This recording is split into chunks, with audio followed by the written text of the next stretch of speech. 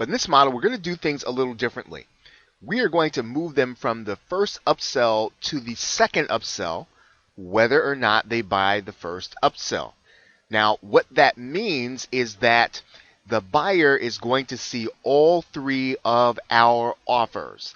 And the flow of this pretty much goes that if the buyer decides to buy the first upsell, then they'll see the second upsell. If the buyer decides not to buy the first upsell, they'll still see the second upsell.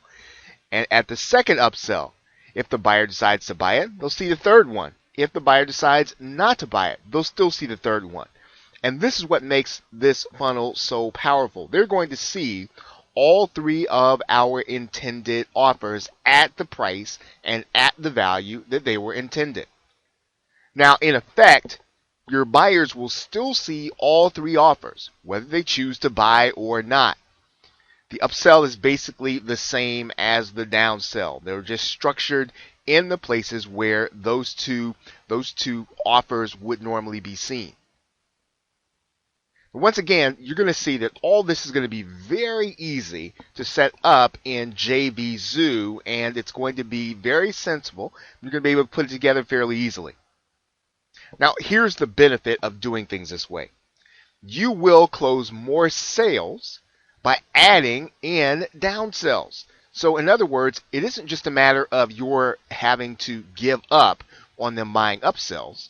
It isn't a matter of your having to give up after having them turn you down after the second upsell.